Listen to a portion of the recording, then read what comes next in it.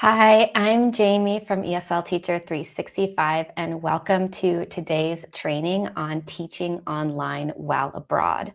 Whether you're interested in becoming a digital nomad, maybe you would like to teach online while traveling the world, or maybe you're interested in setting up your own freelance online teaching business, this training will be helpful for you today.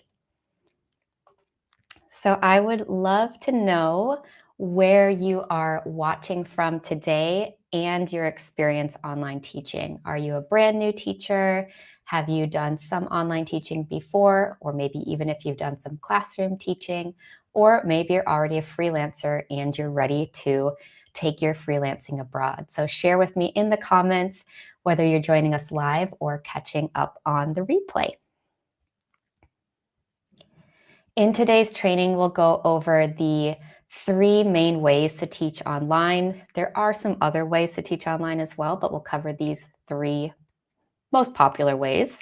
Then we'll talk about teaching online part-time while living abroad, full-time while living abroad, and then I'll share some tips for setting up your own freelance teaching business. And that will definitely be helpful if you're interested in becoming a digital nomad. Just as a disclaimer, because we'll be talking about some tax and visa issues today. Today's training is for educational purposes only, and from my personal experience, I'm not a tax agent or a migration lawyer, so please reach out to a professional for questions about taxes and visas. So I will be sharing this information, but again, it is from my personal experience. So let's begin with ways to teach online. The first way, probably the most popular and a way that a lot of online teachers get started, is through online ESL companies. So here you have a few examples of online companies that are hiring teachers in 2025. So some of the pros of these online ESL companies, the lessons are often created for you. So you're just showing up and teaching the lessons. They're usually in a slide format. Some companies have no minimum hours, so you can work for multiple companies and you don't have to worry about having the same set schedule. This is very important if you're planning on teaching online while traveling, because you don't always know where you're going to be. You also often don't need to find your own students. Students are assigned to you, or they are attracted to your profile using your intro video or demo video or a written profile. So you're not going out and doing extra marketing. You're getting students assigned to you. Like I mentioned, this is best for new teachers. Some of these companies don't require a degree or previous teaching experience. Others will. So you have to shop around a little bit, look at which companies you're eligible for, and apply. And I recommend applying to as many online companies as you can. Okay, that was sounding pretty good. So what are some of the cons? The pay is quite low, and it actually used to be a bit higher, but it has gone down. So you're going to earn about $10 to $15 per hour, sometimes less for non-native speakers. And each company decides their pay rate, so it depends on the company. It can also take months to get hired if a company is on a hiring freeze, and they don't usually tell you about this. You just have to apply and then wait to see if your application is approved, which is obviously very frustrating and why I recommend applying to multiple companies. The policies can also change at any time. The pay rates could change. How many classes you're offered could change. So this is another reason why it's really good to work for many different companies in case one is having an issue and goes down, then you aren't just relying on one company. And this isn't a good long-term option. Obviously, the pay is quite low. It's not very stable. So get some experience. You can start with this, but then you will want to move on to the two other ways of teaching online, which we'll go through next. The next option would be online teaching marketplaces. These, you are typically setting your own pay rate. You're having to create some sort of profile with a video and a written description, and that is helping attract your ideal students. And they are often doing a demo lesson with you or maybe just signing up for a class with you. The pros of online teaching marketplaces: you can charge per student on some of these. So if you have a class that's quite big, depending on what you're teaching, for example, I teach ballet on OutSchool. Some of my classes right now have 10 students in them, and I'm not getting paid per hour, I'm getting paid per student. So that can really add up. Obviously, if you're teaching something like a language, it'd be much more challenging to have a class of 10 students, but it is up to you. You can also teach what you're passionate about. It doesn't necessarily have to be ESL. There are some marketplaces where you can teach other subjects: music, gaming, book clubs, art classes. The sky is the limit. And there is going to be high earning potential on some of these marketplaces. It just depends on your niche, if it's in demand, and what types of classes that you're offering. The cons: student enrollments definitely go up and down depending on the time of the year. I have learned that, me personally, through my analytics, my classes do really well in the US winter and not so well in the US summer. That's because a lot of my dancers are off and out and about, and they're not tied to their computers like they are when it's cold and everyone is inside. So this will really depend on your teaching niche, what you choose to teach, and what times of the year are more busy. You can also, it takes a long time to build up your profile. Just because you open up a profile on Preply or on OutSchool doesn't mean that you'll immediately get students and you'll immediately have full classes. I did a lot of trial and error when first opening up my classes to see what students liked, to see what time slots were best, the class lengths. It takes a while to build up, and you may need to teach some classes that are just one student to get started. A lot of these marketplaces have a review system. So you'll be earning stars from your students or from the families. And if you have more stars, your profile becomes more visible. If you have more testimonials or reviews, again, it's better for the algorithm. And obviously, can't happen right away. It takes some time. Another downside is that these marketplaces take commissions. You're often using their teaching platform, so you don't need to have your own personal Zoom account or use Classon, anything like that, but they are taking part of your pay to pay for this and to pay for the messaging system for the students, the platform, all of that. So it can be anywhere between maybe 10 to over 33% of your pay. Often the commission goes down the more classes you teach, but it depends on the marketplace. And another thing that I think teachers don't realize is that you either have to create or buy teaching materials that follow copyright. You really shouldn't be using textbooks unless you have permission from the publisher. So there are some subscriptions that you can buy, for example, for ESL curriculum, to help you with this issue. I personally create a lot of my own teaching materials, and that way I am following copyright.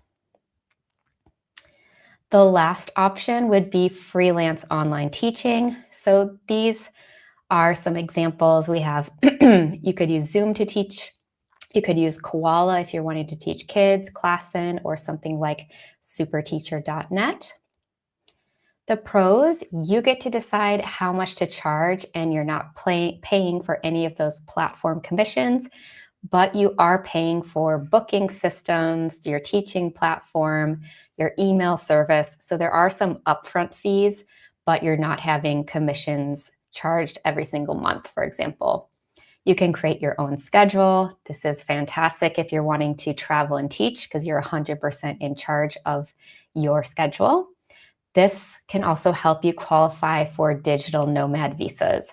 So if you're interested in teaching long-term, which we'll talk about a little bit later, definitely pay attention to freelance online teaching, because these businesses can help you qualify for that type of visa. You can, again, teach only what you're passionate about and choose your students. You can be a lot more selective. You don't have to just teach everyone that comes your way. You can only teach people that are a good fit for you. And this is a really good option for non-native speakers and as a long-term option. I say it's a good option for non-native speakers because there aren't any requirements. You are starting your own business, and a lot of the marketplaces and companies either don't hire non-native speakers or they pay you a fraction of what native speakers are earning, which is very unfair. So consider doing freelance teaching instead. And this is a better long-term option. It's your business, you're investing in yourself, you're not relying on anyone else. So what are the cons? The cons, it takes time, effort, and money to get started. It's not the easiest thing to get started. It is worth it, but it is going to take an investment of time and money and some sweat and tears. You will need to have a niche or a specific topic that you want to focus on, or you won't attract students. So do not say, I teach all levels, I teach all ages. You will not succeed as a freelance teacher. You need to offer something quite specific. So is it classes for hospitality English? Is it beginner guitar lessons? Think of what you're passionate about and what you can offer. You do need to do your own marketing to find students. This could be word of mouth. This could be through social media, paid ads, an email list, flyers. There's a lot of different options for marketing. And it can be complicated in terms of taxes. You do have to often start a business. So that can be more complicated than if you're just working for companies or marketplaces. And again, you need to consider where you're getting your teaching materials from and following copyright. So now that we've gone over those three main options, I would love to know which way or ways of teaching online are you interested in? You could also share which ways you are currently teaching, which ways you're thinking of progressing to. So I'll give you 30 seconds to answer. What do you think? Which ways of teaching online are you?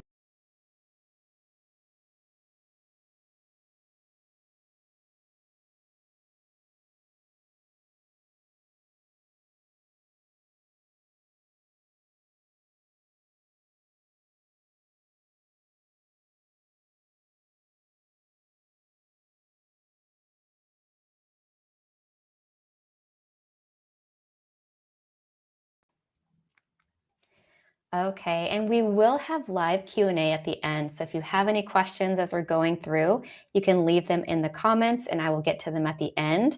Or if you're watching the replay, I will answer your comments by writing when I read them. Let's begin with teaching online part-time while abroad. The basics would be that you're using this to supplement your income abroad by teaching online part-time. So maybe you are teaching in a school, you have a different job abroad, but you want some extra income. So you're thinking of teaching online part-time. First step would be decide if you want to teach online for companies, marketplaces, or freelance teach. You can also do a combination of all three or two of them. This is typically going to look like teaching before or after your in-person job, could be during breaks or on weekends. For example, when I lived in Spain, we would have like a 1 to 2 hour break at lunchtime. And some teachers use this to teach private classes locally. And now you could use that time to teach online as well. So it just depends on your schedule in your new country. Some of the visa issues that come along with teaching online part-time while abroad. First, you need to check to see if you can work remotely on your visa. So for example, if you are planning on traveling and teaching, it might not be possible to work remotely on that visa. And that would look like that if you go there on a tourist visa, maybe you're there for 60 days or 3 months, that could be maybe the limit for the tourist visa. Some of these visas do not allow you to work at all. So first you need to look and see if that's allowed. Some visas will allow you to work for a remote company based in your home country. So this could look like you have your own company or online teaching companies or marketplaces. Maybe you're working for them as an independent contractor based in your country, and you can legally work for that company because it's not based in your new country. Again, you need to check with your visa and check with a migration agent. If you have a valid work visa, make sure you can hold additional jobs. I've had visas where I could only teach at my specific school in person. That was the only thing that was allowed on that. So just double check everything before you look into online teaching. Some tips for this: you do need to save a percentage of your earnings to pay taxes. So all of these companies, they typically hire you as an independent contractor. They're not giving you any sort of benefits. They're not taking tax out. So you need to keep track of that. So talk to your accountant and see what percentage of your income you should be saving to pay your taxes. Also, look for jobs that have no minimum required hours or a fixed schedule if you're thinking of traveling around and teaching. That way, if you're changing time zones, it's not as much of a big deal because you don't have to completely change your schedule the entire time. You can just open up slots when you are available.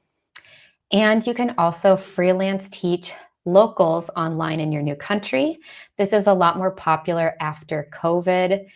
You'll find that used to be very much in-person lessons only, but now there are more people wanting to do online lessons. So if you're teaching in Thailand, for example, maybe you would be teaching some locals during your breaks online too. So just some things to consider. Not all companies or marketplaces allow you to teach online while abroad. They may have restrictions. You may have to be living in the US, or you may have to be living in certain countries in order to teach online with that company. So some teachers do get around this by maintaining a current address. It really depends on the company if this is possible or not.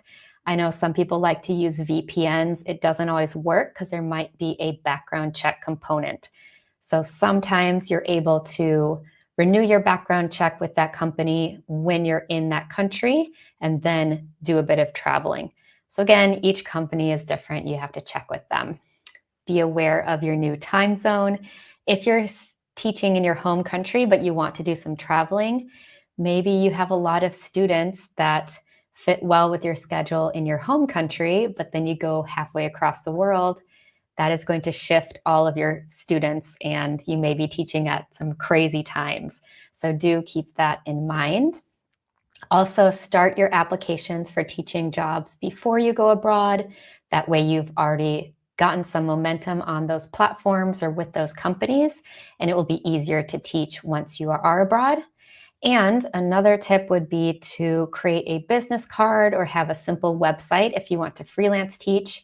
You can hand out your business cards to new people that you meet, maybe the families of the students that you teach in your local school, your local coworkers if you're not working in a school, and that way you can get more local students. Now let's look at teaching online full-time while abroad. So this is for people who are wanting to live abroad, but use online teaching as a means to that. The basics: if you want to travel around, look for countries that allow you to work online while on a tourist visa. So again, not every country allows you to do this, so you need to find countries that this is allowed. And if you do that, you can teach using any of the 3 ways that we talked about before. If you're looking to live somewhere long-term, for example, 6 months up to sometimes you can get a visa up to 5 years, then look into digital nomad visas, freelancer, and business visas. You'll want to have your own online freelance teaching business in order to qualify for these different types of visas. And not every country will have this visa option or all 3. You'll have to check with each country that you're interested in.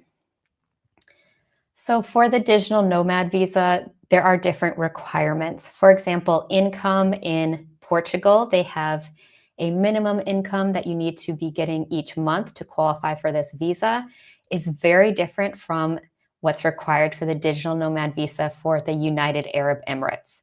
You need to look at what the income requirement is. Sometimes they'll have a minimum amount of money that needs to be saved in your bank account, and you'll have to prove this. There may be passport requirements and then how long you've had your business. I've seen ones where you have to have had your business for 12 months, for example.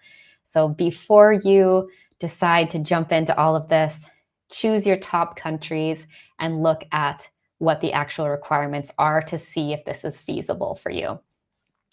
For the other kind of options, you have freelancer or entrepreneur, business, self-employed. They're kind of all the same, but they have these different names. You could either teach online, in person, or a mix, depending on which one you apply for.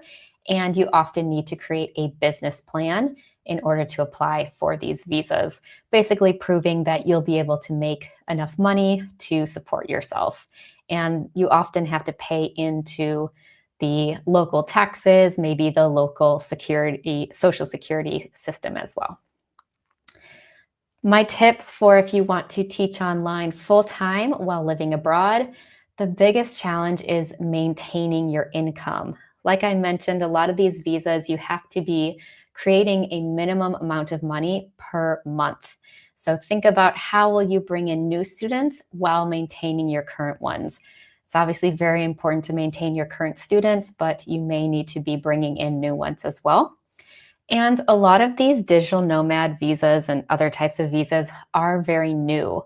There's not much information. You can do some Google searches, but it might not be very accurate. And even a lot of immigration lawyers may not know the process yet. It's just brand new for people. Each year, I see more and more of these popping up. So they are an option, but just know that it may be a little bit more difficult to navigate than, for example, a work visa or a student visa. Some things to consider, like I said before, look at the specific visas available in your top 3 to 5 countries. Check the exact requirements so you know what you're working with. And if you are looking for a country that requires you to have had your business for 12 months or more, start your online teaching business now so you can qualify for that as soon as possible. And again, talk to an accountant about the tax implications. You will be running your business. Is it from your new country? Is it from your old country? Can get a little bit complicated, so make sure to work with a professional. All right, share with me in the comments, now that we kind of talked about part-time and full-time, which one sounds better to you? Do you think that you would prefer to teach online part-time or full-time while abroad?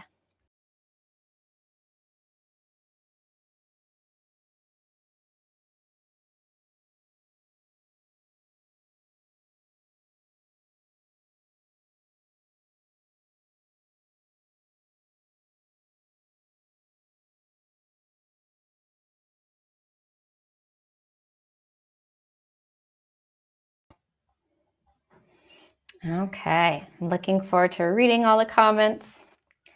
The last bit of our training today before we get into the live Q&A is how to set up your freelance teaching business. So if you're looking into those digital nomad or business visas, maybe you're wanting to teach more full-time, or maybe you're just sick of working for companies and marketplaces, how can you even do this? The first step would be to get set up at home. You want to set up your business legally. In the US, it's often setting up an LLC or a corporation. I run my business as a sole trader here in Australia. It's also like an independent contractor. So it just depends on what is typical in your country. You'll want to get an accountant and look at the different tax implications to prepare yourself for how much you need to save, those kinds of things. You will need to identify your ideal student and research the market. This is really important. You need to take some time to think who you want to teach based on your qualifications, what you're passionate about teaching, but also what is in demand. You'll need to do a lot of research to see, are students actually going to sign up for my classes? Is there a demand for this? How can I stand out if the market is a bit saturated? So are you wanting to teach, for example, business English? You might want to niche down to business English for lawyers in Latin America, or hospitality English for Europeans. So it needs to be something quite specific, but it also needs to be something that is in demand. You'll need to write out a business plan so you have this ready if you are applying for a digital nomad visa or similar. And then also the logistics of it all. Choose your teaching platform. Are you going to use Super Teacher, Zoom? Are you teaching kids? So maybe you want to use Koala. How are you going to receive payments? What is that going to look like if the payments are in a different currency? And how can students book your classes? So if you don't have any idea about this, I do have a lot of videos on my channel about getting started as a freelancer. And I also have a free guide, which I will tell you the link to soon, to give you some ideas for how to get this all set up. And of course, consider your marketing plan. How are you going to get new students into your classes? Are you relying on social media? Are you looking into paid ads? Are you just going to do a local market? It depends on what you're interested in. So some tips would be to create your business with that visa in mind. So you did your research, you chose your top 3 countries, maybe you looked at the different visa options. So keep that in mind. For example, the digital nomad visa in Spain, your clients, the majority of them have to be outside of Spain. So if you're planning on moving to Spain with this visa, you can't expect to be teaching a lot of students in Spain because then you wouldn't qualify for the visa. So do all your research and kind of check all that information before you start up your freelancer business. Look at the minimum requirements for your business. So for example, the income requirements, how long you have to have had it, where the clients need to be. Consider your new time zone. Again, if you're setting up your business at home, but then you are teaching abroad, you need to think about how that's going to affect your business. And then, as always, reach out to people who are currently doing what you want to do. How did they get started? What did they do?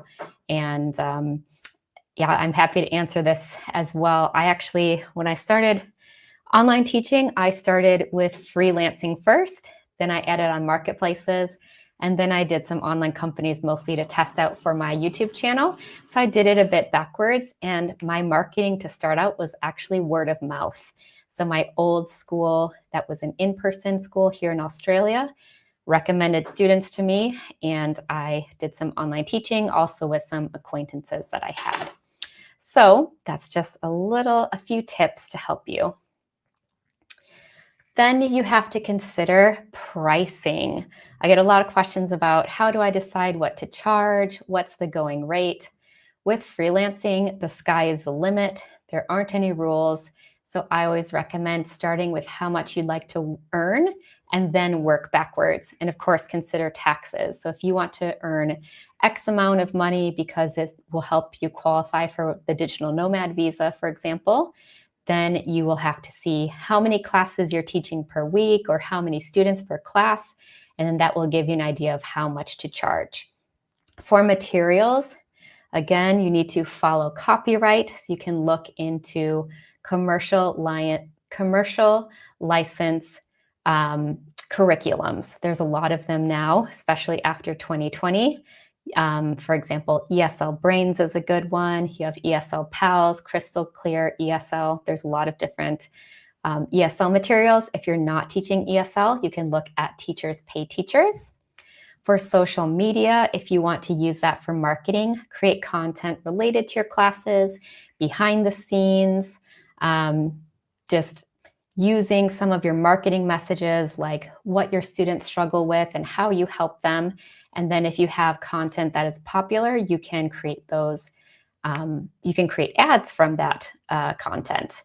And another important piece would be your email list. You can create a free guide, offer a trial class, etc., in exchange for joining your email list. Send them a weekly newsletter, give them some tips, let them know what's happening. And then when you have new classes opening or a new type of class, you have people ready to buy on your email list. So if you're interested in freelance online teaching, I do have a free guide that you can download. So just go to eslteacher365.com/handbook. It's a little ebook that I made that kind of goes through all the steps of freelance online teaching. So your action steps for today would be, first, decide how you want to teach. Do you want to teach part-time or full-time? And then which way or ways will you teach online? Companies, marketplaces, or as a freelancer? After that, you'll look at the different requirements for the visas for the 3 to 5 countries that you're most interested in to make sure you're eligible. And then start teaching, start applying for companies and marketplaces, or establishing your freelance online teaching business. So if you like today's training and you need a bit more help, maybe you have some questions on how to do some of these things, you can book a teacher help call with me. Just go to eslteacher365.com/call. And this is just a quick 30-minute call on Zoom. You can ask any questions that you have. I did 2 of these calls yesterday, just answering questions about certifications, so TEFL certificates, and giving some tips for teaching abroad and online. So these are just to help you out if you're feeling a little bit stuck. So let's get into the Q&A. If you do have any questions, please feel free to leave them in the comments, and I will see what we have so far. Okay. So here we go. So Sharmi says, how do I procure students after completing my ESL course? Is teaching ESL suitable for a non-native English speaker? That's a good question. So first you need to decide how you want to teach online. And I did mention before, yes, you can teach ESL as a non-native English speaker. That's fine, but I would stay away from companies. They either won't hire you because of your passport, or they will pay you a small percentage of what they pay native speakers, which is insane. So stick with marketplaces or freelance teaching. So when we're talking about marketplaces or freelance teaching, how you get students on marketplaces is by creating a really good intro video, having a written description, and having a niche. So you want to teach a very specific type of ESL learner. Don't say that you teach all ages and all levels. You need to choose something specific and really talk to their needs. Imagine that you are talking to that student in your video. How do you help them? What can they expect from your classes? If you are freelance teaching, do a lot of market research. Again, see what is in demand and think about where you are going to be teaching your students. Which region are they located in? Which time zone? And again, what are their needs? What are they looking for? How can you best help them? And in terms of marketing, there are lots of different ways to do marketing, but you need to choose one that fits your students best. So is it going to be social media because your students are very active there? Is it going to be local advertisements because you want to focus on the local market? Again, it really depends on your niche. Okay. Let's see. Big Dog Soul says, do they collect from the students and then pay you? So I'm guessing that this is a question about online companies and marketplaces. Yes. So they will have their own payment system. The students are paying the platform, and then you are receiving your pay. Some companies and marketplaces pay weekly, some pay fortnightly, and some pay every single month. Just depends on the platform and what their schedule is. Often they pay by things like PayPal or Wise. Sometimes it is directly to your bank account. And if they're taking out a commission, they will take out that commission and then they will pay you. Okay, let's see. All right.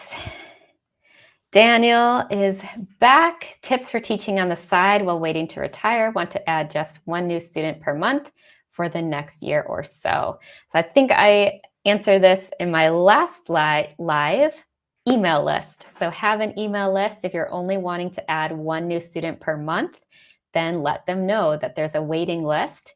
You only open up one new slot per month, but send them a weekly email, give them some teaching tips, learning tips, and make sure that you have a specific niche. attract them to this email list by providing a free guide or a trial lesson. You could also do a pre-recorded online mini course, something like that, get them on your email list.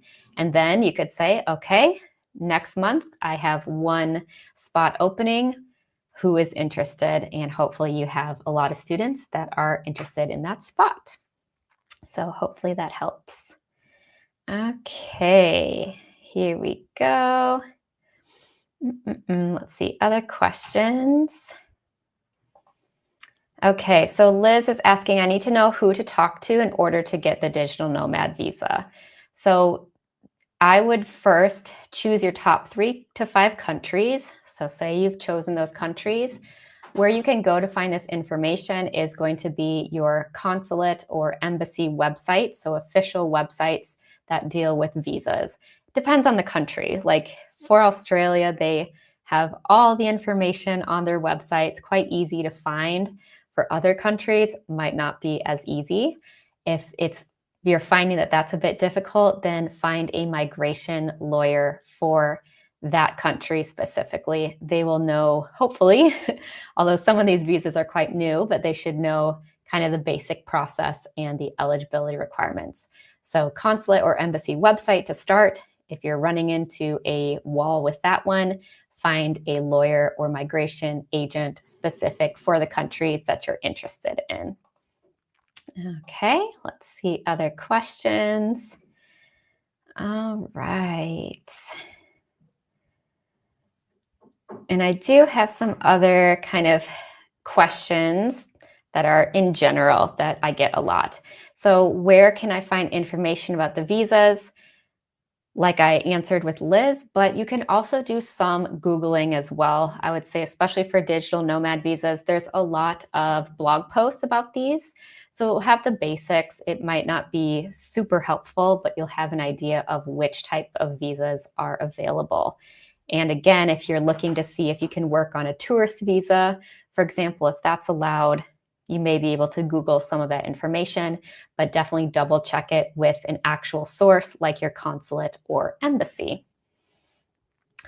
Another question I get is, which way of teaching online is best?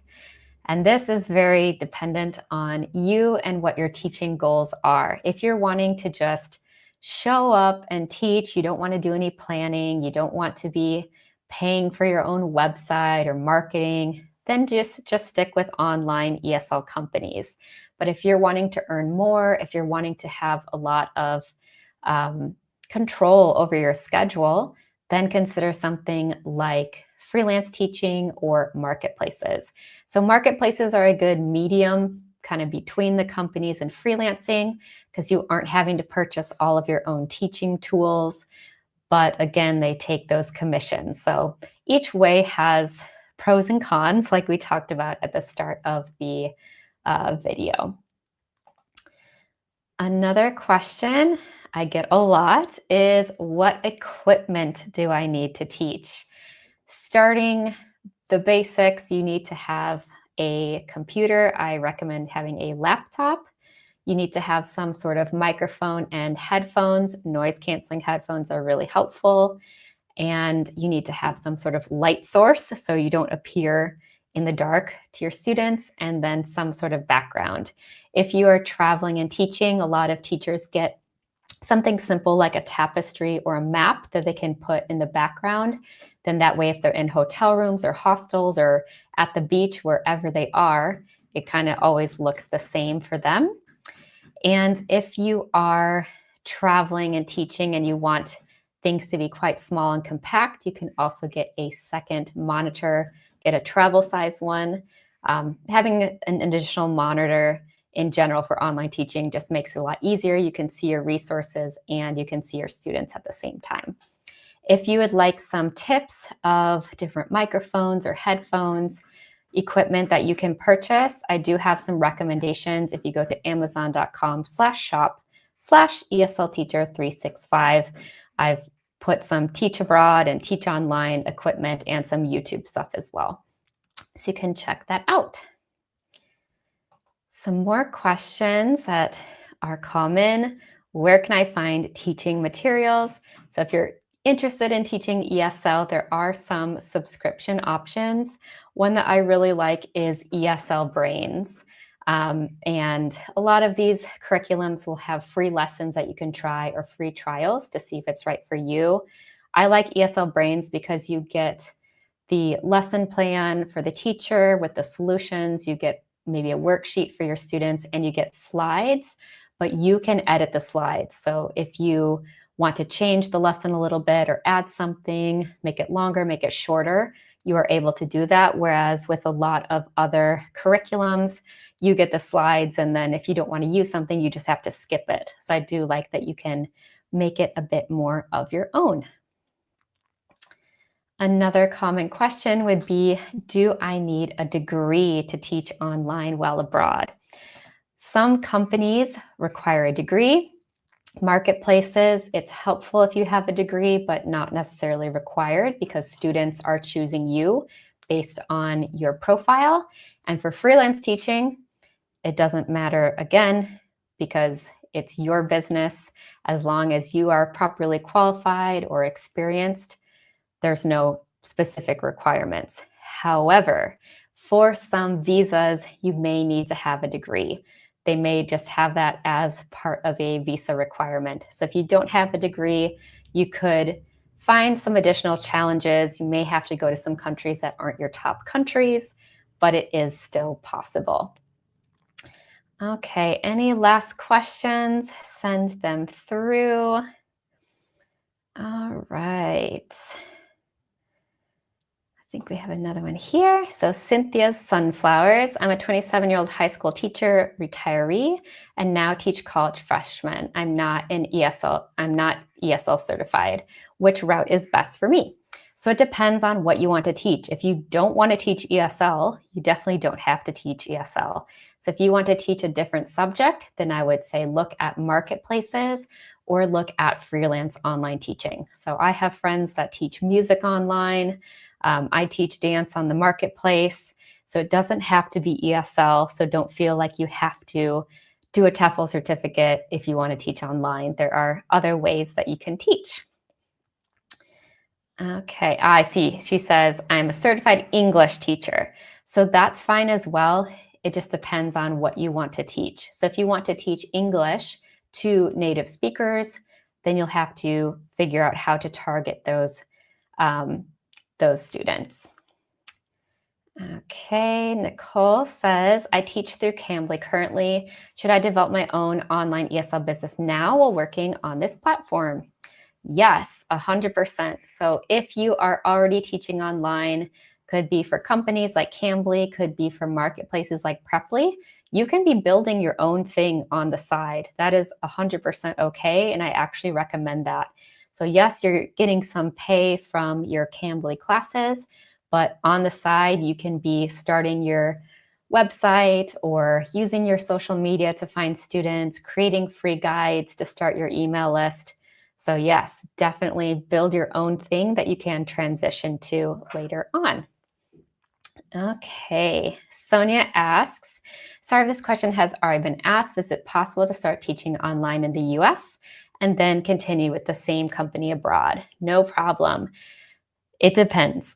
So some of these companies require you to be in the US while teaching online. It depends on their requirements. So check that first. It should be quite clear from the website. If you're not sure, there's usually some sort of teacher support email that you can ask. But yes, like I work for OutSchool right now, and you can only be working in, I think it's like 7 countries.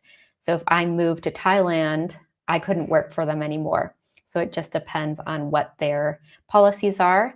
And a lot of this has to do with the background check.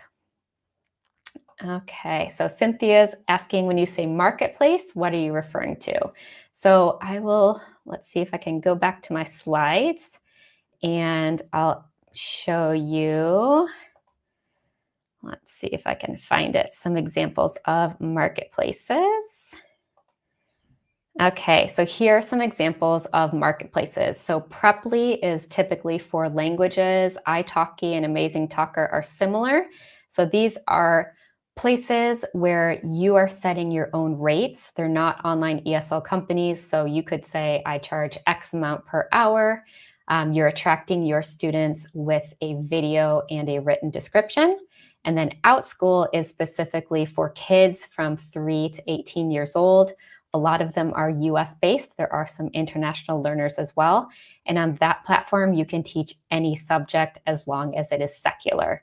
So those are online teaching marketplaces. Okay.